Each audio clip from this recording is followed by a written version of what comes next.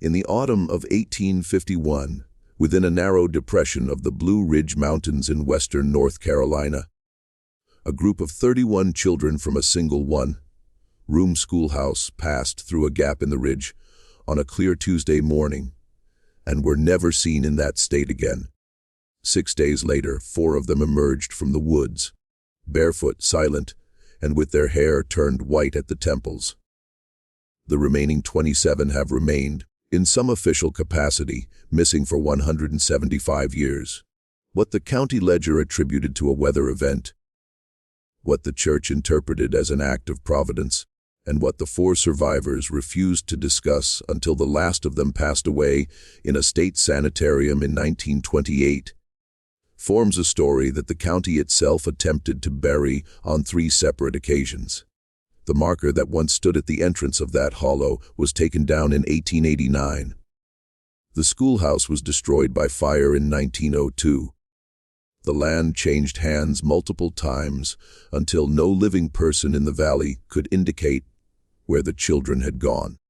Before we proceed with the tale of Ashcom Hollow, please take a moment to subscribe to this channel and activate the notification bell. In the comments, let us know which state or country you are listening from tonight, because what you are about to hear was recorded in a diary that a granddaughter handed to a historian in 1971, and what that diary contained has never been read aloud before. To comprehend what occurred on the morning of October 21st, 1851, you must first understand the location.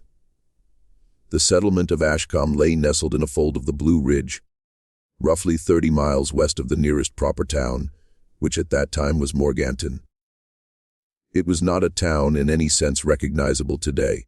It consisted of a loose grouping of perhaps 40 farmhouses, a single Presbyterian meeting hall that served as the schoolhouse on weekdays, a blacksmith, a gristmill on Pigeon Creek, and a general store operated by a widow named Prudence Halsey. The inhabitants were of Scots, Irish, and German descent, mostly second or third generation from families who had traveled down the Great Wagon Road from Pennsylvania in the 1780s. They cultivated tobacco and corn in the lowlands, kept hogs in the woods, and distilled a thin whiskey that the revenue officers had not yet found reason to traverse the ridges for. The winters were harsh, with drifts in the high passes sometimes closing the road to Morganton for weeks at a time. The summers were lush and humid, the air so thick with moisture that laundry hung at dawn would still be damp by dusk. The people, by every account left to us, were devout, distrustful of outsiders, and bearers of long memories. They did not forget slights. They did not forget debts. And they did not forget, though they rarely spoke of it, the things that the older generations had passed down about the ground that lay above the creek. The hollow itself, the one the children entered, sat perhaps a mile and a quarter east of the meeting hall, up a path that ran along the north bank of Pigeon Creek and then turned south between 2 ridges. On the only surviving county survey map from 1847, it was called Ashcom Hollow, after the first family that had settled the valley. By 1851, it was more commonly referred to by the older name, which the original settlers had taken from a Cherokee word they had imperfectly learned, and which meant, as best as anyone could translate it, the place where the ground remembers. The Cherokee themselves had been forced out of that region in 1838 during the removal, and whatever knowledge they had of the land had passed to the settlers as fragments of warning. Children were not supposed to go up that hollow after dark. Hunters avoided it in the late autumn. Women did not go there to gather galax or moss, though the shaded coves along the creek produced both in abundance.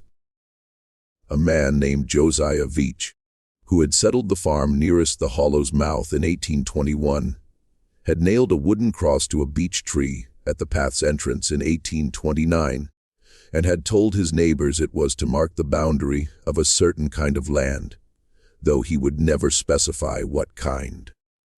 When pressed, which was rare, he would say only that a man who had sold him the South 40 in 1824, an older German named Hagenbeck, who had been in the valley since 1798, had pointed to the beech tree on the day of the sale and said, in the halting English of his old age, "You do not cross this mark at dusk, and you do not send a child across it alone.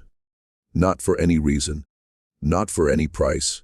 Hagenbeck had died in the winter of 1827 without further explanation.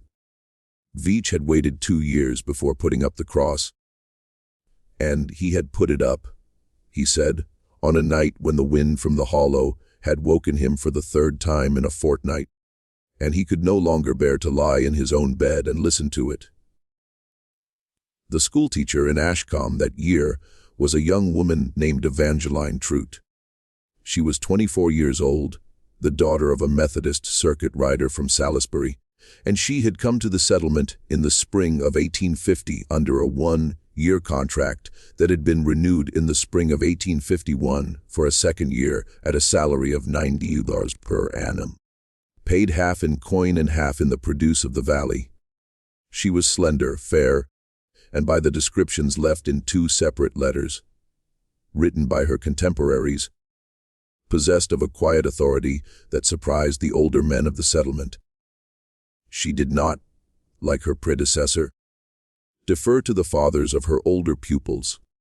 She did not, like the itinerant preachers who passed through, soften her speech for the benefit of the deacons. She was, one of the Ravenel men wrote to his brother in Charlotte, an educated woman in the way that makes a mountain man nervous, which is to say she knew things he did not, and she did not pretend otherwise. She boarded with the Halsey widow in the small upper room above the store. She was engaged, by correspondence, to a young seminarian named Cornelius Bream, who was studying at Princeton Theological Seminary in New Jersey, and she kept a small leather diary, which she filled in most evenings by the light of a tallow candle in the room above the store. It is this diary, preserved by accident in the bottom of a trunk, passed down 3 generations and finally surrendered to a graduate student at Chapel Hill in 1971, that forms the central document of what we know about what happened. The children she taught numbered 33 in the census she had taken in September of 1851. They ranged in age from 6 to 14. The oldest was a boy named Absalom Ravenel, the son of a tenant farmer, a tall, quiet, 14-year-old who was said to read the King James Bible aloud to his younger sisters in the evenings, with a steadiness of voice that astonished visitors. The youngest was a girl named Comfort Pettigrew, who had turned 6 only in August, and who had come to the school, according to Miss Trout's diary, clutching a small rag doll she had named Susanna, and which she would not put down even during her lessons until the older girls persuaded her that Susanna was tired and wanted to sleep in her lap. Among the others were 2 sets of twins, the Eakin girls, Mercy and Prudence, aged 11, and the Stroop boys, Cullen and Cassius, aged 9, and a pair of cousins called the Trask boys, Phineas, who was 8, and Elihu, who was 10. There was a girl named Verity Pellegrin, who stammered, and whom Miss Trout had been teaching to read separately after the school day ended. There was a boy named Thaddeus Orr, who was 9, and who had, his mother recorded later, a fear of water so severe that he would not wade the creek to reach the schoolhouse on wet mornings, but would instead take the long route around by the footbridge. There was a girl named Patience Thibodeau, who was the daughter of a cobbler, and who had, in September, won a ribbon at the county fair for her stitching. On the morning of the 21st, 2 children were absent. Cullen Stroop was home with a fever. Patience Thibodeau had been kept back by her mother to help with the last of the apple pressing. That left 31 children in the meeting hall when Miss Trout rang the small brass bell at 700 and began the day's lessons. The decision to take them into the hollow was hers. and she recorded the reason for it in her diary 3 days earlier, on the 18th. A traveling naturalist, a man named Dr. Emmerich Kohl, a Bavarian by birth, and for the past 12 years a professor of botany at a small college in Ohio, had passed through the settlement on the 15th and had lodged with the Halsey widow for 2 nights on his way back east. He had spoken at supper about a rare plant, a species of orchid which the old Cherokee had called by a name he could not pronounce, which bloomed in late October in shaded coves in the Blue Ridge, and which he believed, on the basis of certain specimens he had collected in the Smokies the previous year, could be found in the vicinity of Ashcom. He had shown Miss Trude a small pressed specimen from his portfolio. It was, she wrote, the most curious flower she had ever seen. Greenish, white and veined with a dark purple that looked black in candlelight, with petals that had an almost lip quality, as though the plant had been designed, she wrote, to speak. She had been, her diary records, enchanted. She had decided that a walk with the children, to gather the last of the autumn leaves, and perhaps to find the orchid would serve as a natural philosophy lesson worth more than a week of reading from the primer.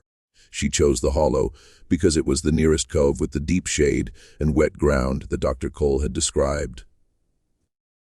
She did not, so far as the diary records and the entries up to the 18th, know about the cross on the beech tree. She did not know about the old Cherokee name. She did not know about Hagen Beck or about Josiah Vache's sleepless nights. If anyone in the settlement knew of her plan and could have warned her, no one did. The Halsey widow, interviewed 4 months later by the schoolteacher's fiance, said she had assumed Miss Trude intended to take the children only as far as the beech tree at the mouth of the hollow, where the orchids were, she thought, just as likely to grow. When she realized, she said, that the girl had meant to go further into the clearing where the spring came up, and it was already dusk on the 21st, and by then there was nothing to be done. The weather that morning was clear and cold, the sort of late October morning in the southern Appalachians, when the first hard frost has fallen in the low places and the leaves on the maples, and the hickories are at their highest color. There was frost in the shadows, but the sun was out, a thin yellow sun that gave light without much warmth. The children, when Miss Trude announced the walk after the morning prayer, "If you please, children," were said by the survivors who lived long enough to be interviewed to have been wildly happy. "We shall go fishing." They were given leave to run ahead on the path. They were told to stay within earshot.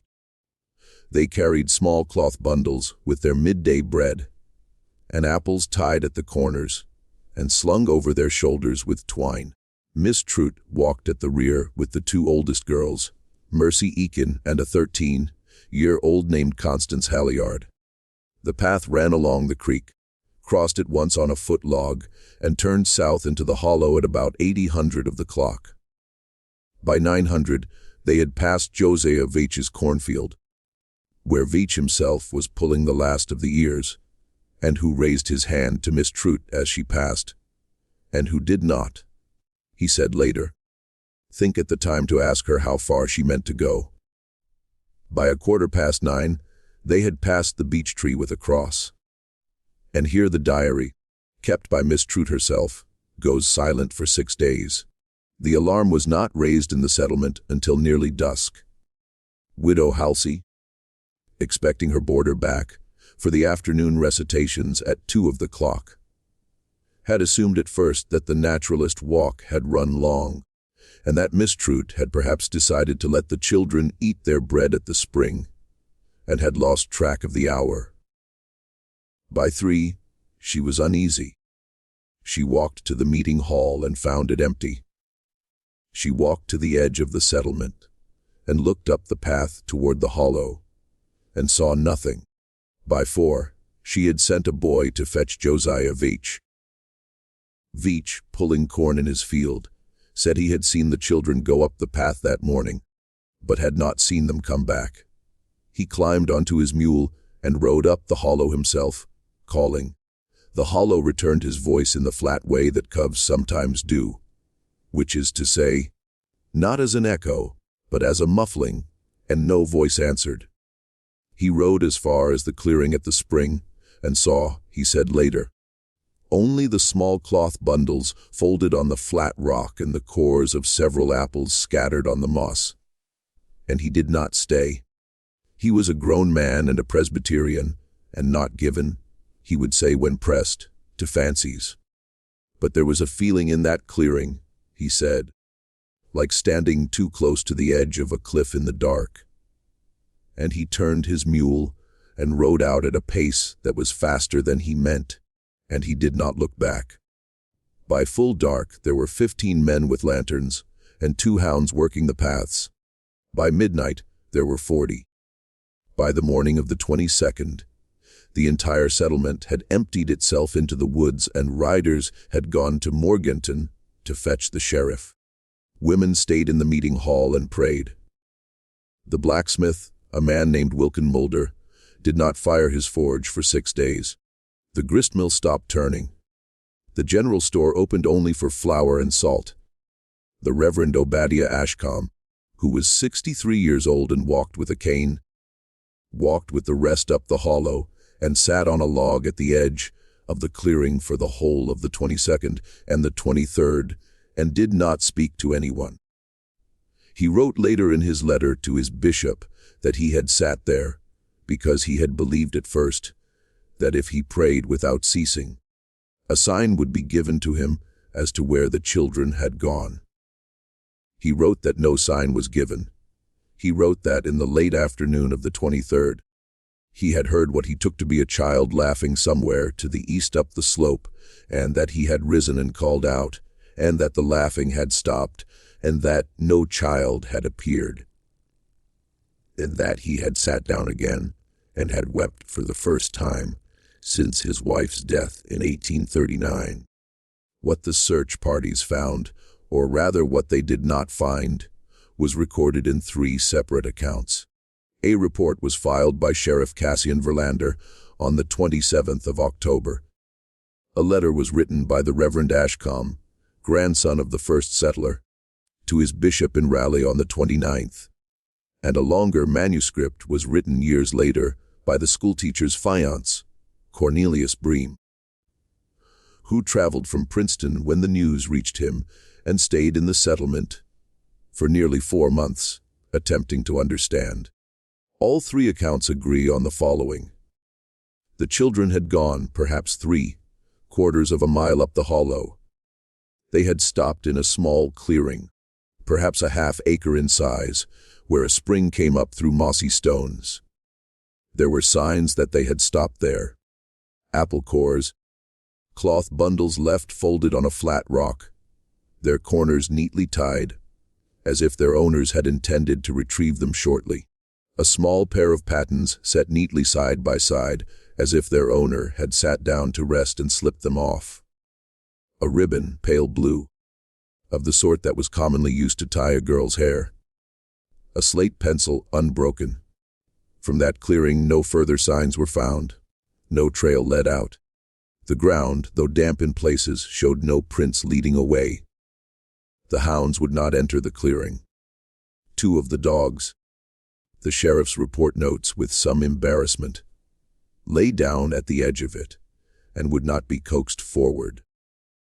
And one of them whined and bit the man who tried to drag it across the line of the spring. While the search continued for 11 days, men walked the ridges in pairs and in 3s. They beat the laurel thickets with sticks. They fired muskets at intervals to signal each other. They walked the creek for 2 miles in both directions. They found a bent hickory branch that might or might not have been broken by a passing child. They found, in a cleft of rock about 400 yards east of the clearing, what one of the searchers, a man named Ephraim Kirst, described as a neat pile of small stones, 11 stones, stacked as a child might stack them, which had not been there when the settlement's last hunt had passed through that cleft in early September. Cursed, who had lost a daughter of 10 in the walk, dismantled the stack with his hands.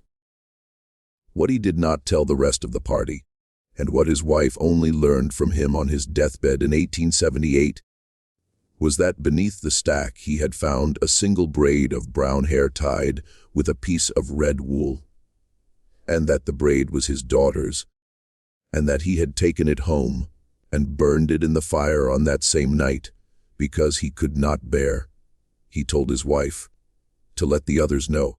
Let this sink in for a moment. 31 children and a grown woman had walked into a half-acre clearing 3/4 of a mile from a settlement of 40 families, and they had simply stopped being there. No blood, no clothing, no disturbance of the ground. The spring flowed as it always had. The leaves lay where they had fallen. If you are finding this story as unsettling as I am, take a second to let us know in the comments where you are listening from tonight. And if you are new here, subscribe so you do not miss the second half of this. Because what happened on the 6th day is what the settlement spent the next 50 years trying to forget. The settlement grieved in the particular way that isolated mountain communities grieve. There was no weeping in the streets. There were no bells rung. The women cooked and carried the cooked food to the houses of the families who had lost children, and the men sat on the porches and did not speak. A prayer meeting was held on the evening of the 24th, at which the Reverend Ashcom read from the Book of Lamentations, and the families of the missing children did not attend. Not one. The Ravenels did not come. The Pettigrews did not come. The Eakins did not come. The Trasks did not come. It was said by a woman named Mehitabel Cross, who lived 2 farms over from the Ravenels, that Thomasina Ravenel sat on her front step all day on the 25th and would not go in, and would not eat, and would not speak except to say, once, when her husband tried to take her inside, that she was waiting because a mother knew when a child was coming. And a child was coming. By the 26th, the search had been scaled back to a few men walking the ridges in pairs. By the 27th, it had effectively ended. Sheriff Verlander rode back to Morganton. The settlement, the Reverend wrote in his letter, was a place where no one looked each other in the eye, because to meet another's eye was to see there the same empty place that one carried in oneself. On the morning of the 27th, at about 6:15, a woman named Sibby Larkin, who was hauling water from the creek, saw movement on the far bank. The fog was heavy that morning, she said later, so heavy that she could not see the other side of the creek until she was almost in the water. She set down her buckets and walked closer. 4 children were standing in the shallows, in water up to their knees, facing upstream. They did not move when she called to them. She waded in, the creek cold enough that she could feel it through her boots, and took the nearest by the arm, and it was a boy named Thaddeus Orr, who was 9 years old, and he did not look at her. His hair, which had been brown, was white at the temples. The other 3 were a girl of 11 named Mercy Eakin, a boy of 8 named Phineas Trask, and the oldest, Absalom Ravenel, who was 14 and who was missing 2 of his front teeth, which had been in his mouth on the morning of the 21st. Sibby Larkin carried and led them up to the settlement, and there was, she said later, no resistance in any of them. They were neither cold nor warm. They did not shiver. They did not cry. Their feet, which were bare, showed no cuts from the stones of the creek bed. Their clothes were the clothes they had gone up the hollow in 6 days before, and the clothes were clean as though they had been laundered and pressed and put back on. It was this last detail, Sibby Larkin said later, that she would remember until her own death in 1894. The clothes were clean. After 6 days missing in the woods, the clothes were clean. The four were separated and placed in 4 different houses under the care of their own families, where their families had survived to take them. The Ravenels had both of Absalom's parents. The Trasks had Phineas's mother, his father having died of dysentery in 1847. Mercy Eakin was placed with her parents and her 4 surviving siblings, though her twin Prudence was not among the returned. Thaddeus Orr was placed with his father, his mother having been carried off by childbed fever in 1845. Doctors were sent for. The nearest doctor was in Morganton and did not arrive until the 29th. In the intervening 2 days, the children did not speak. They ate when food was put in front of them, slowly without apparent appetite. They slept when they were led to bed. They would walk where they were walked. They did not respond to their own names. They did not respond to the names of their siblings or parents. When Thomasina Ravenel sat with Absalom and held his hand and wept and asked him repeatedly where the others had gone, young Absalom looked at the wall and did not answer. And when at last, at the end of a long afternoon, he turned his head toward her, she said later that she had wished immediately that he had not, because his eyes were not his eyes, and whatever was looking out of them was not her son. And she had known in that moment, she said, that her son was not coming back, no matter how long she waited on the step. When the doctor arrived, a man named Percival Cleave, who had trained at the University of Pennsylvania, and who had been chosen for this call specifically because he had a reputation in the eastern counties for unusual cases. He examined them one by one.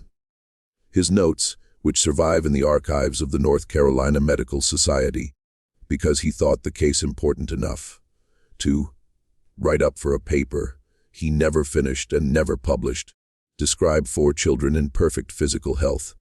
No bruises, no wounds, no sign of exposure or starvation.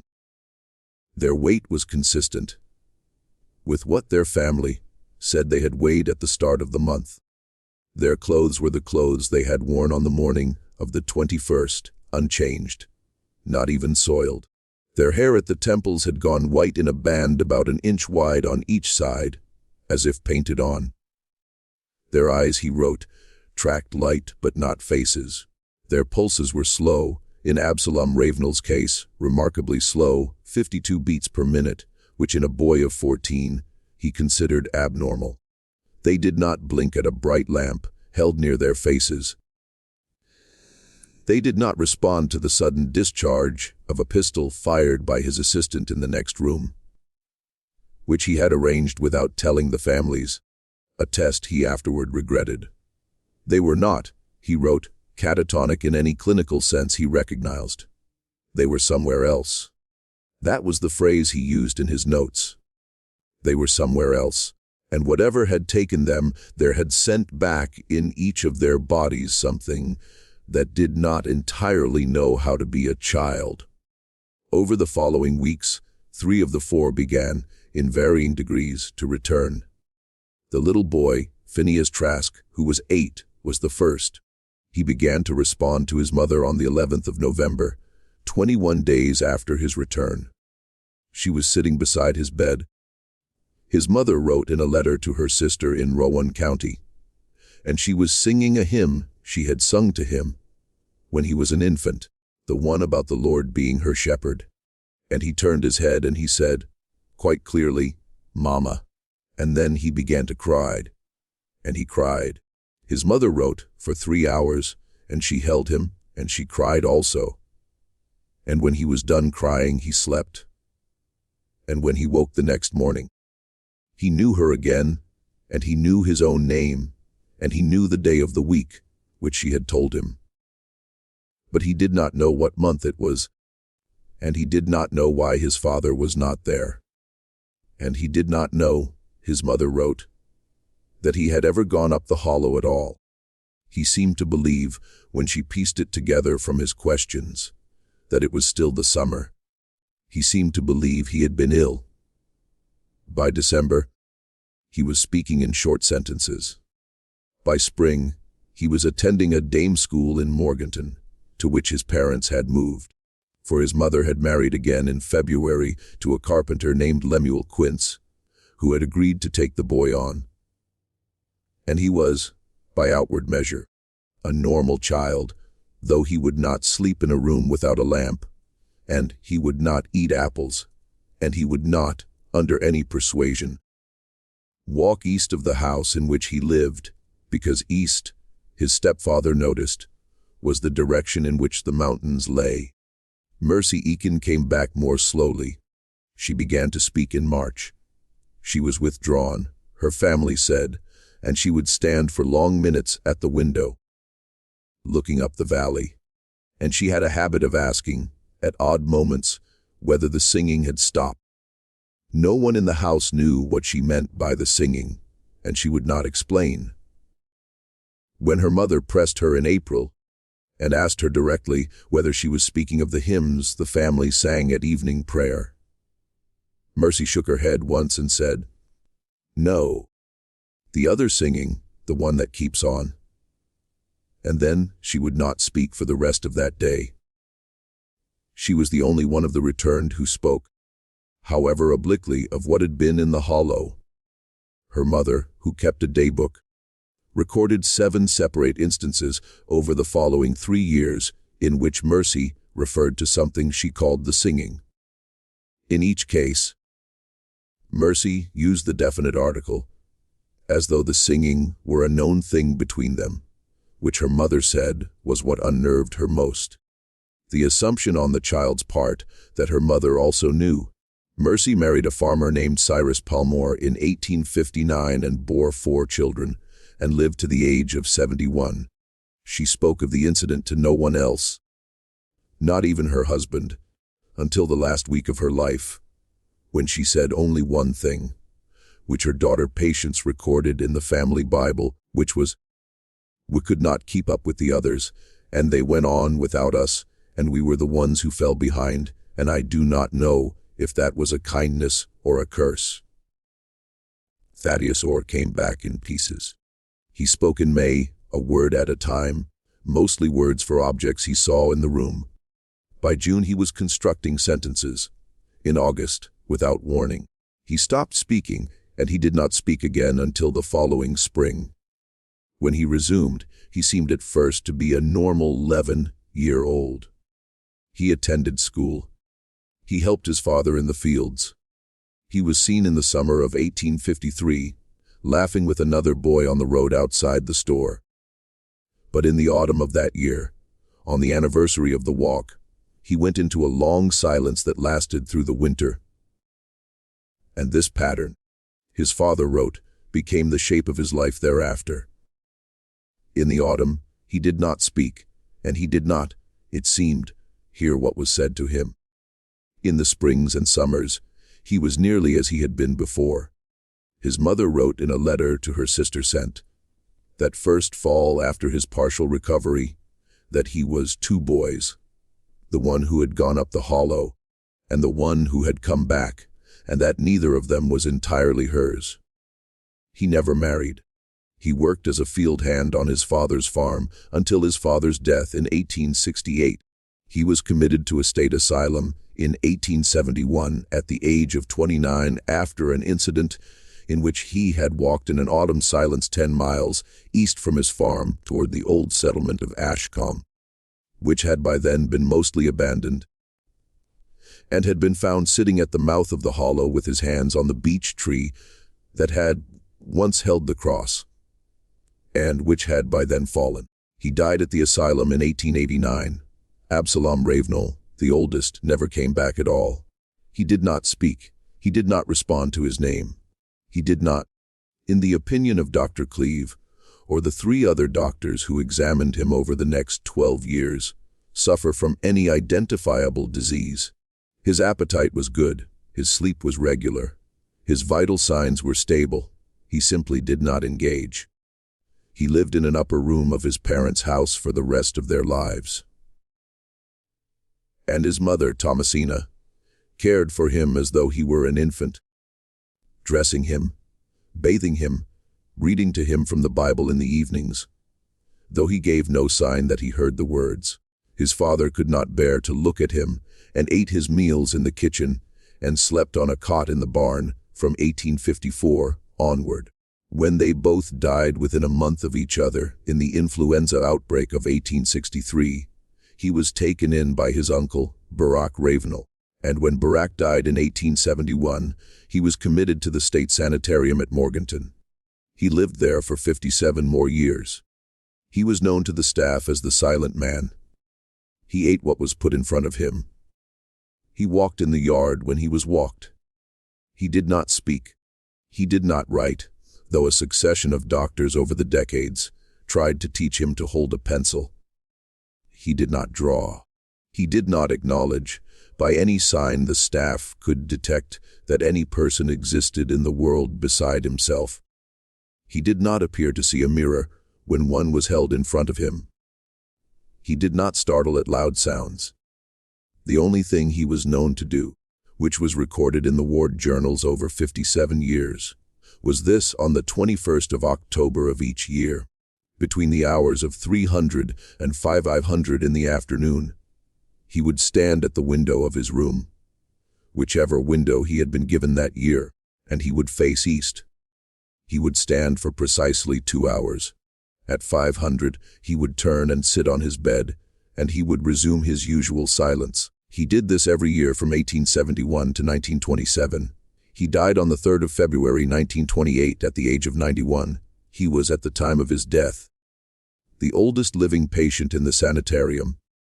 The day nurse who was with him, a woman named Imogen Darnell, wrote in the ward journal that at 6 minutes past 300 in the afternoon, the Silent Man opened his eyes, which had been closed since morning, and said, in a perfectly clear voice, 3 words. He said, "They are coming." Then he closed his eyes and died. What had happened in the clearing? Understand that this question consumed the settlement for a generation.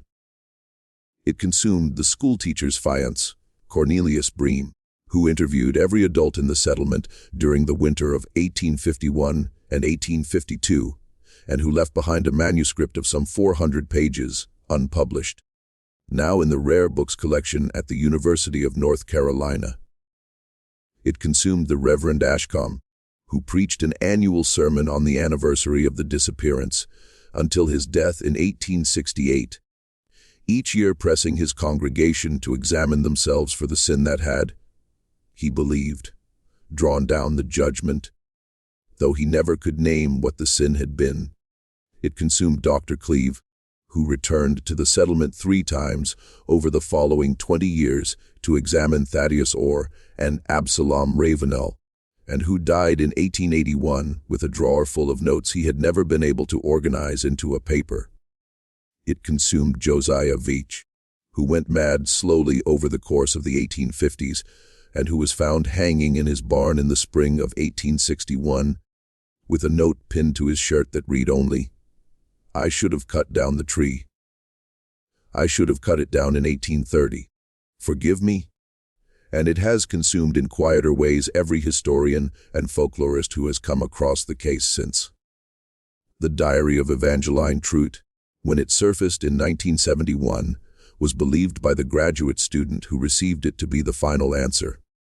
It was not. Just when we thought we had seen it all, the record in Ashcom deepens. If this story is giving you chills, share this video with a friend who loves forgotten American history. Hit the like button to help us grow, and subscribe so you do not miss the parts of this that almost never left the archives. Because what the graduate student found, and what he would not publish, and what he eventually burned, has only one surviving copy, and that copy sat in a box in a retired professor's garage in Durham until 2019, when his daughter sold the contents of the garage at an estate sale, and a local historian bought the box for $12. Here is what was in the diary.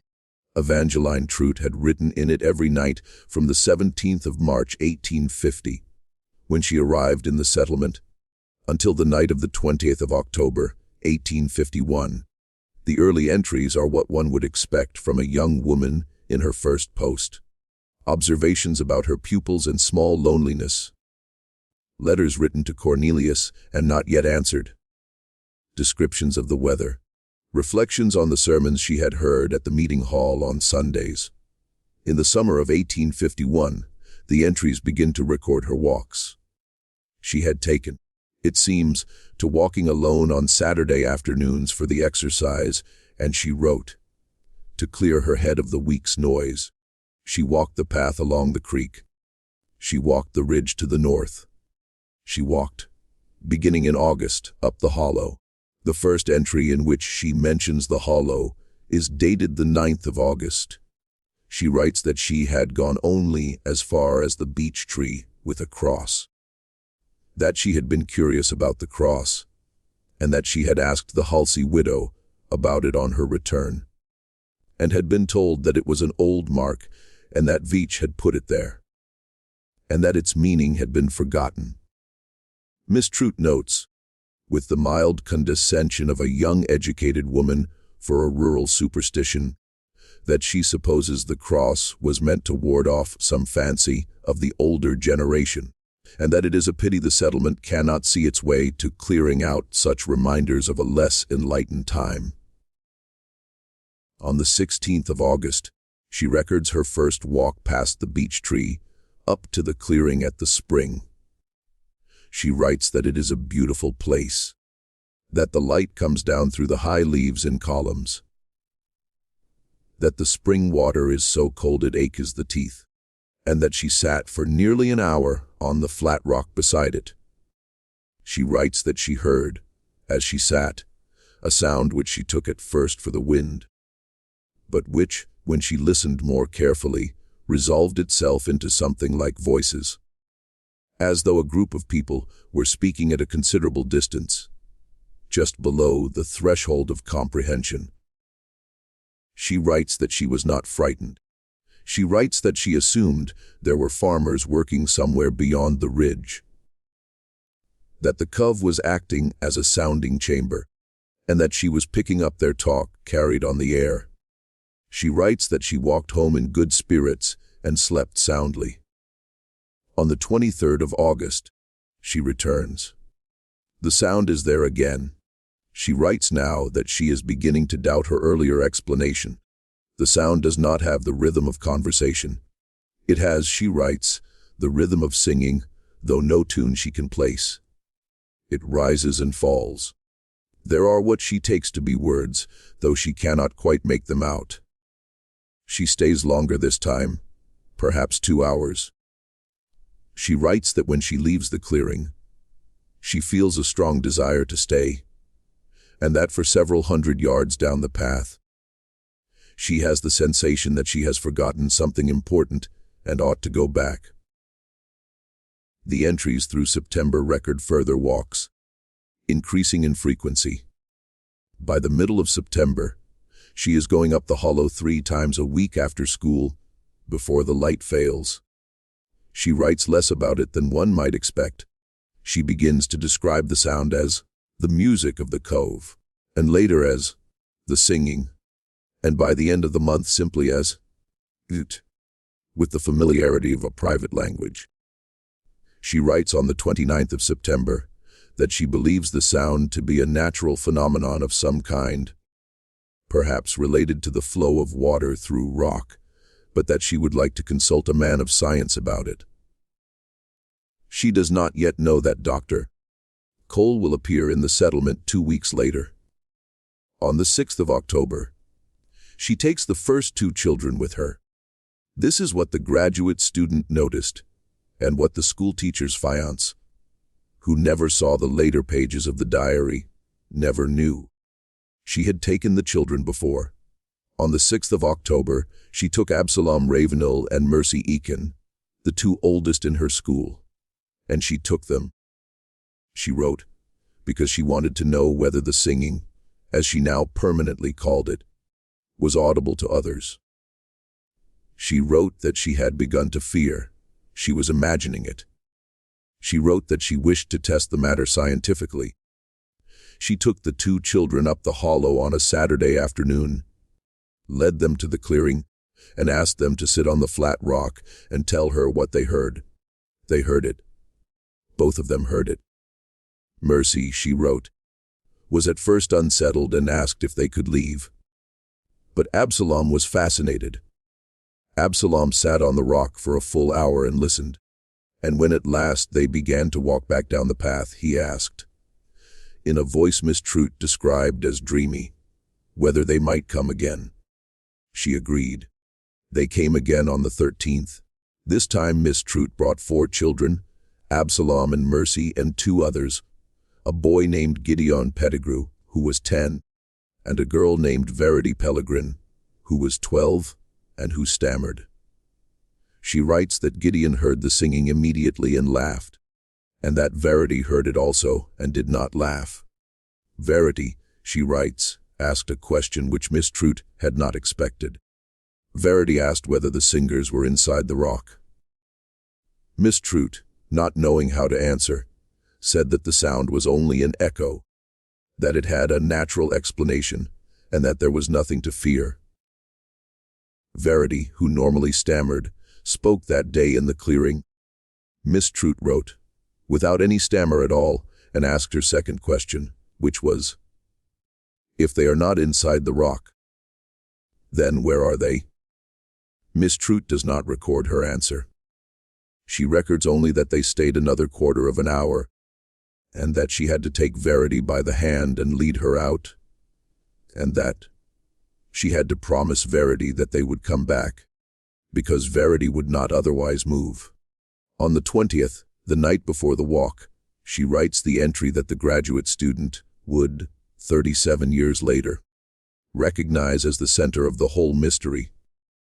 I will read it now exactly as it was written, without editing, so that you may hear it as she wrote it, at 11:30 on the night before the last morning of her life. I have been 3 times in the clearing at the spring, and 3 times I have heard the singing, and I cannot tell whether it is the singing of children, or of something that has learned to sound like children. Dr.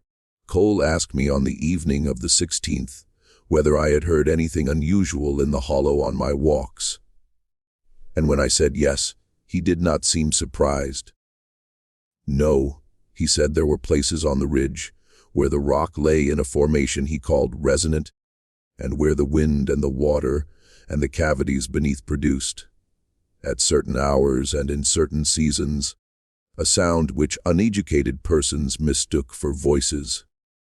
He said the old Cherokee had known these places and had marked them, and that their traditions about them were no more than the natural tendency of the human mind to personify what it cannot explain. He said there was no harm in them, provided one did not go at dusk.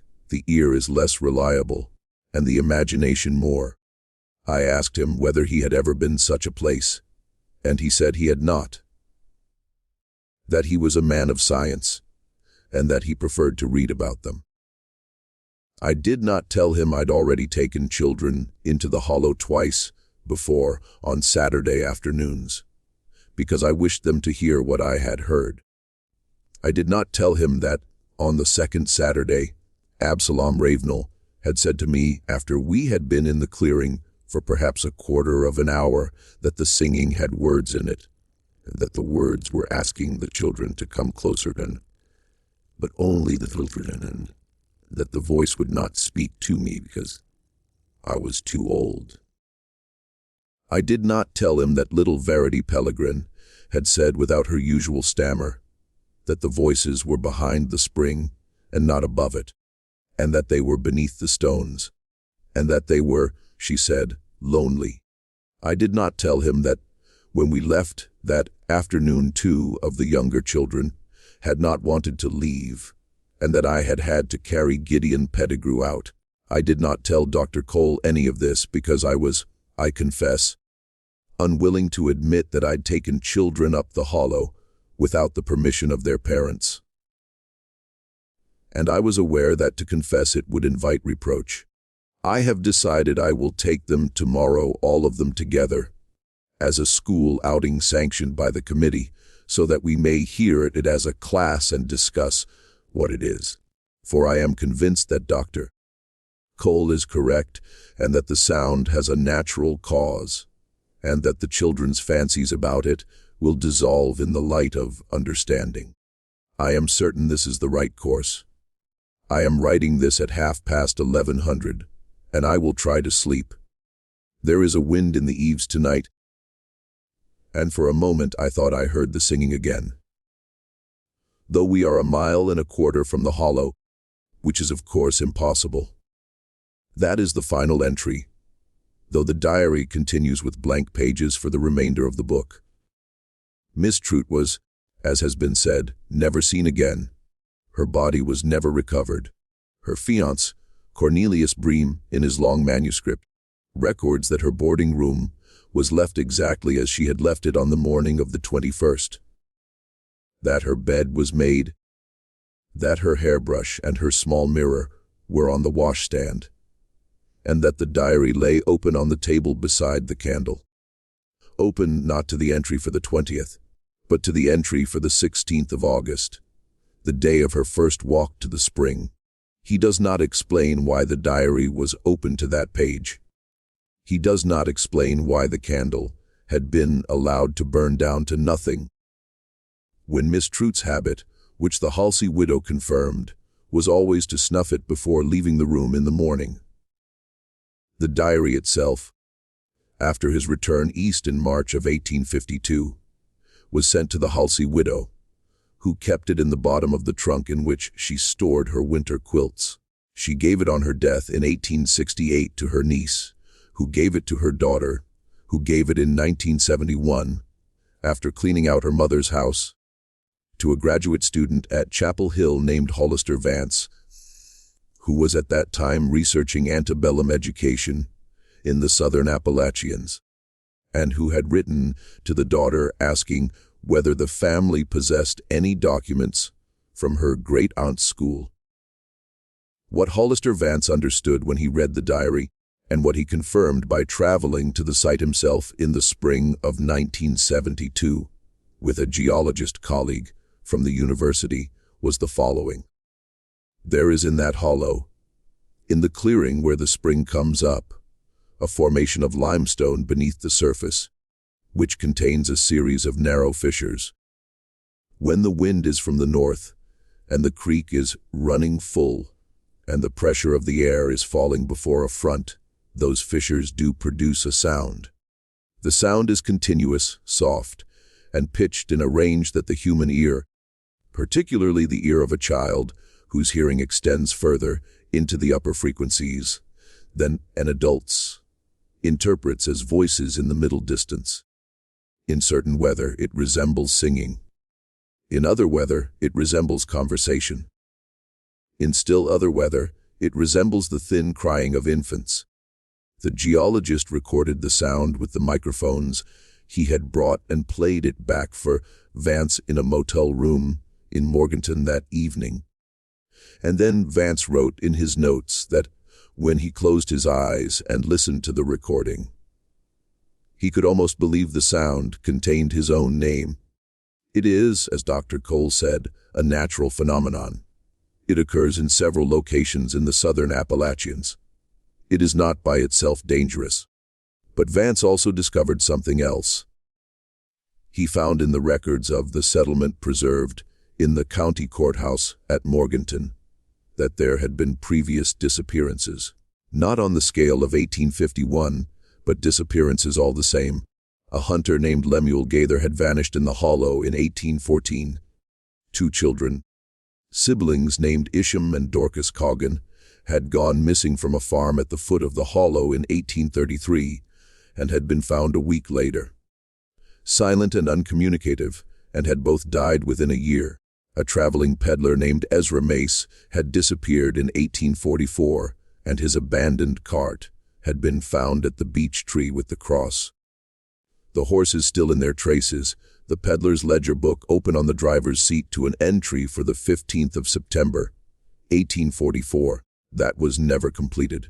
A mill hand named Caradoc Swain had vanished in 1829, the year Veitch put up the cross. A pair of brothers, the Orchards, had gone up the hollow hunting turkey in 1801, and only one had returned. And the one who returned had hanged himself 3 weeks later. Vance compiled a list of 17 separate incidents in the hollow between 1789 and 1850. The pattern, he noted, was not random. The incidents clustered in the late autumn. They clustered in years following wet summers. And they clustered, most disturbingly, in years in which the population of the settlement had increased, as though the hollow were responding to pressure or to opportunity.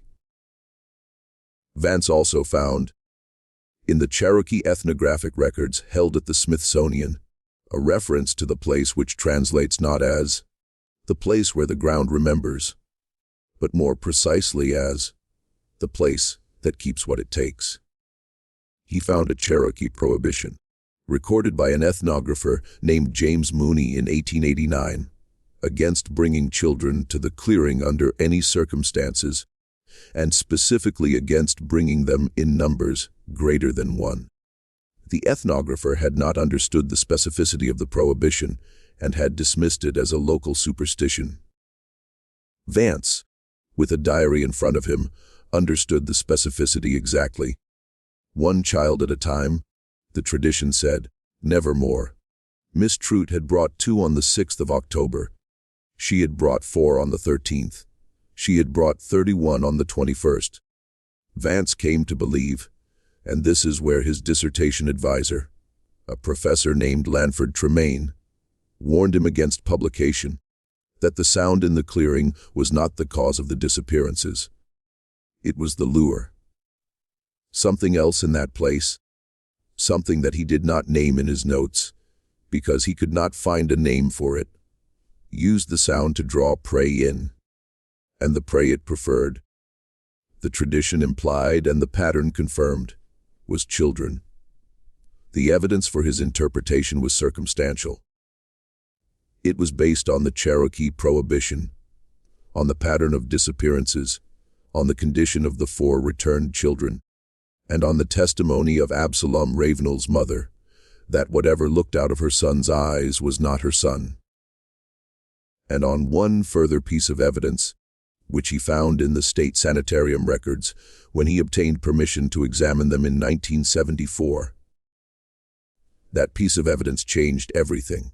He found that on the afternoon of the 3rd of February, 1928, at the precise minute that Absalom Ravenel spoke his last 3 words and died, a patient in a ward on the other side of the building, a woman named Orpha Quill, who had been committed for hysterical melancholia in 1917, and who was 63 years old at the time of her death, had also died.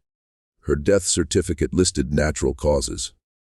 The ward journal for her ward, however, recorded that she had died in exactly the same manner as Absalom, that she had been silent and unresponsive for her entire decade at the sanitarium, and that at 3:00 in the afternoon on the 3rd of February, she had opened her eyes and had said in a clear voice 3 words.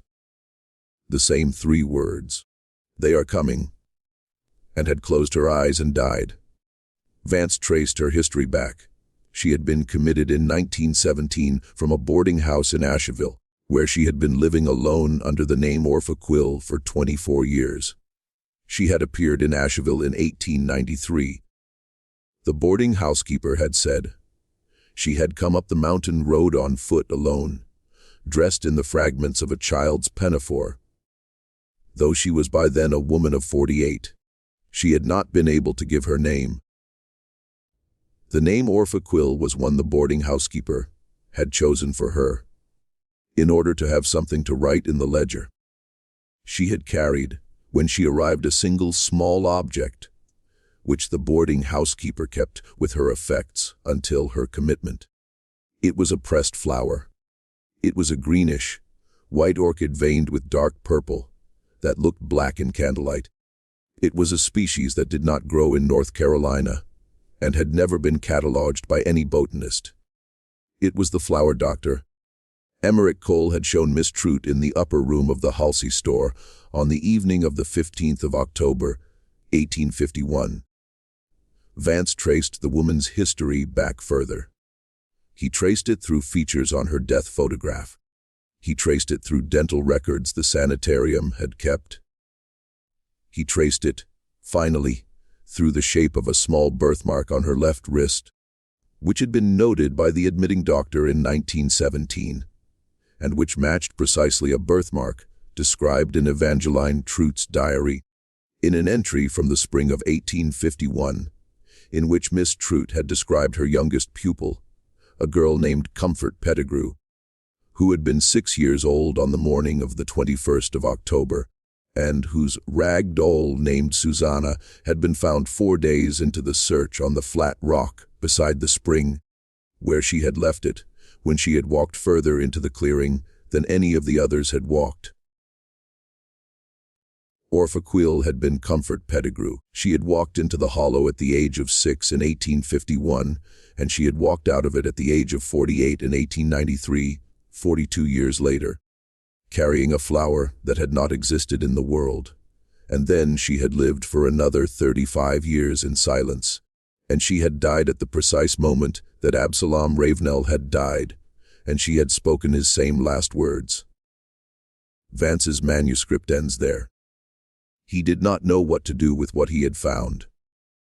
He wrote in a private letter to his advisor, which Tremaine kept, and which was in the garage box that was sold in 2019, that he felt he was looking through a window into something that should not be looked at, and that he had begun to dream on the nights after he read the sanitarium records of a clearing he had visited only once. He burned the manuscript in 1978.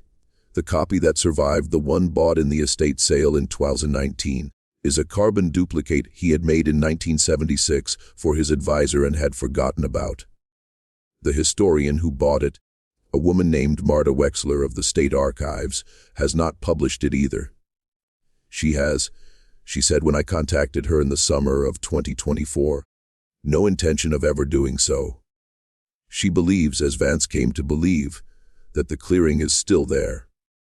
She believes that the spring still runs. She believes that in the right weather, the fishers still sing. And she believes, though she will not say exactly why, that the other 27 children who walked into the hollow in 1851 are still, in some sense that she does not wish to articulate, unaccounted for. She has been to the site once. She will not go again. One final detail, and with it we come to the end of what can be known. In 2006, a hiker on the Appalachian Trail, which passes within about 3 miles of what was once Ashcom Hollow, reported to a park ranger that he had become disoriented in a fog and had wandered off trail and had come upon a small clearing with a spring in it, perhaps half an acre in size. He had, he said, heard what he took to be children singing, though he could see no children, and he had sat on a flat rock beside the spring for what he believed was about 15 minutes listening, trying to locate the source. When he had finally risen and found his way back to the trail, 2 groups of other hikers had passed him on their way north, and each of them, when he had asked, had told him a different date. When he reached the ranger station at the end of that day, he learned that 4 days had passed since he had stepped off the trail. He had no memory of where he had been during those days. He had in his pack a small pressed flower, greenish, white, and veined with a dark purple that looked almost black in certain light, which he did not remember picking. The ranger took the flower, promised to send it to a botanist for identification, and filed the report. The flower was never identified. The ranger retired in 2011. The report is in a filing cabinet in the ranger station. The hiker's hair went white at the temples in the following year. He lives in Ohio. He does not return phone calls. This mystery shows us that the past does not always stay buried, and that some places are best left unvisited, not because they are haunted in any fashion. the old stories would recognize, but because the ground itself, the geology and the weather and the deep time of the mountains may be indifferent to us in ways we cannot fully understand, or because what the mountains hold, whatever it is, has its own hunger, its own patience, and its own slow measure of years. 4 children walked out of that hollow in 1851. 27 did not. 1 returned 42 years later, changed beyond recognition, carrying a flower that should not have existed. And in a small private cemetery in western North Carolina, there is, to this day, a marker with no name on it, only a date, October 21st, 1851, and the single word, lost, which a descendant of the Ashcom family paid to have erected in 1951, exactly 100 years after the walk. Because she felt that someone ought to remember what the county had 3 times tried to forget.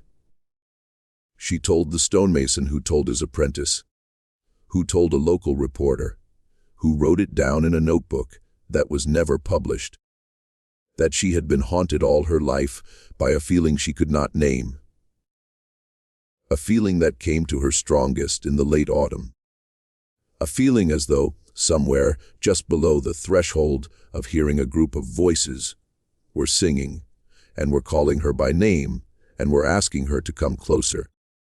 Only the children, they said. Only the children.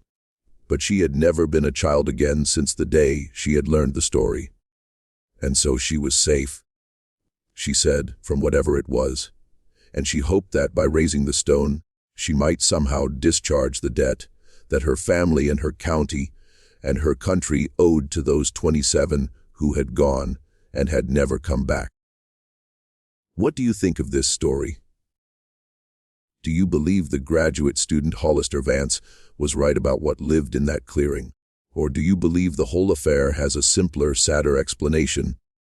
A teacher who meant well, a geological curiosity, a community that could not bear the weight of what it had failed to prevent, and a woman who wandered out of the mountains, half a lifetime later, with a flower in her hand and a silence in her throat that no doctor could open. Leave your comment below and tell us what you think truly happened in Ashcom Hollow. If you enjoyed this tale and want more forgotten American histories like this one, subscribe, hit the notification bell, and share this with someone who loves dark mysteries. See you in the next video.